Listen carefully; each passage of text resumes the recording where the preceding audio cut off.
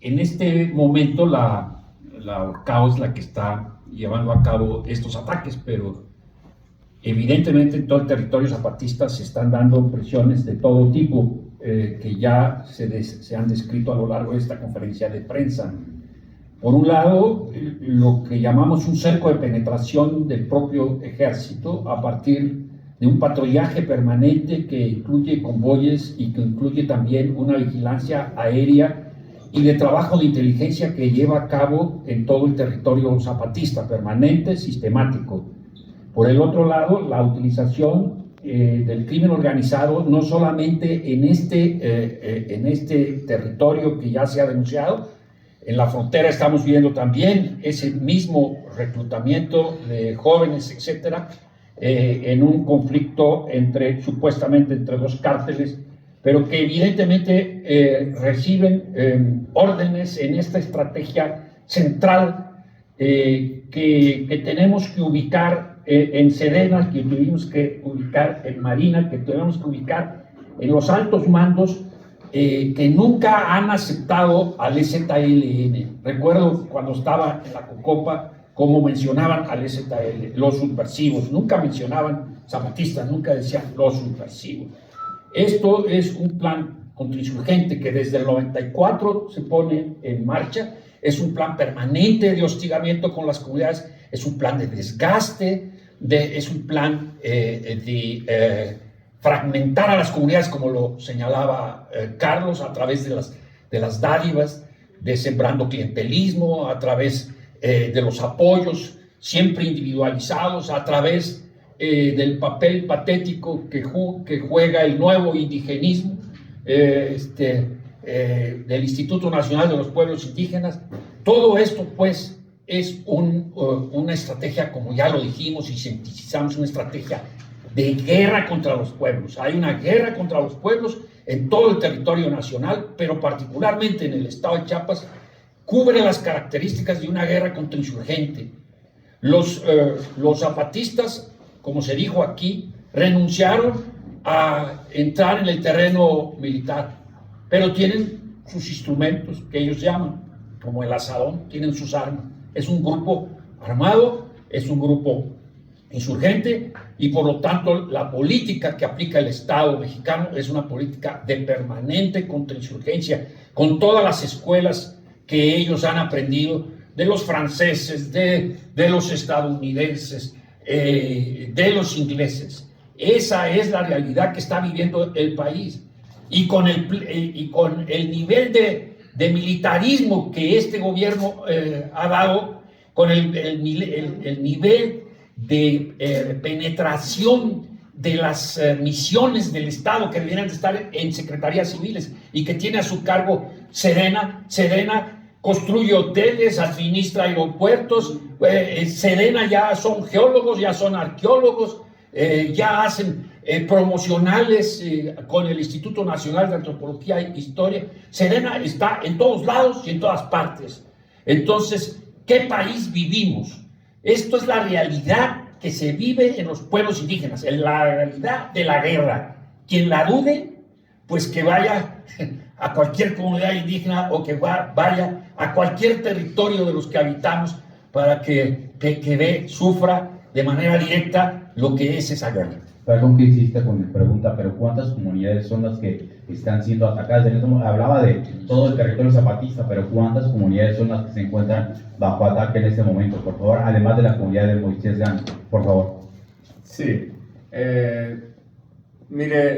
Quisiera agregar a lo que dice Gilberto y con relación a la pregunta que se hace.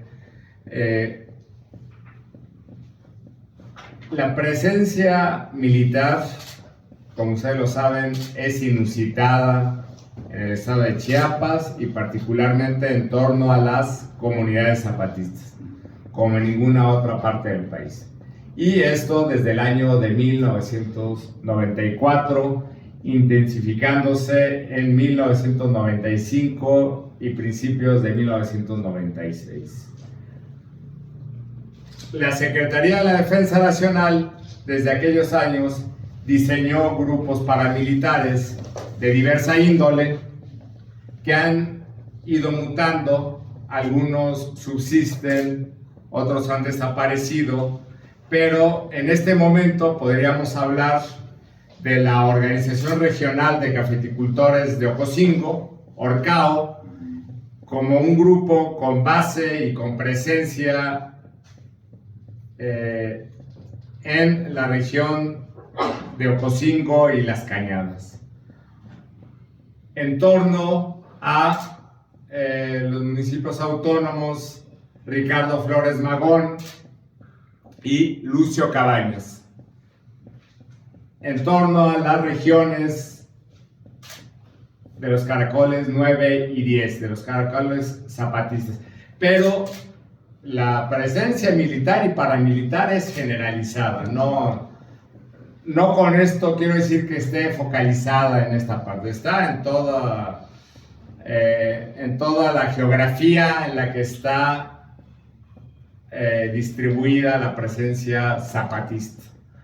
Hay grupos de viejo cuño que se están reestructurando, que tal vez no aparecen con el nombre, como el grupo Paz y Justicia, muy violento, a finales de los años 90, en la parte de Las Cañadas, Yajalón, Bachajón, Sabanilla, Tila, Tumbala, toda esta parte. Pero repito, la presencia es generalizada en la región. Adicionalmente, lo que ha estado ocurriendo es que estos grupos de corte paramilitar, como la Orcao, han mutado a grupos netamente criminales, que se dedican a tráfico de armas, tráfico de pornografía indígena, tráfico de estupefacientes. Y desde hace años ha habido conductas de los dirigentes de la Orcao para obligar en las comunidades la siembra de marihuana, ¿verdad? Todo esto se está intensificando. Vemos el surgimiento de cárteles locales, sobre todo en la parte de San Cristóbal, y la confrontación muy evidente y muy violenta en la parte de la frontera, porque uno de los negocios que están asumiendo los cárteles y los antiguos grupos paramilitares es el del tráfico de seres humanos.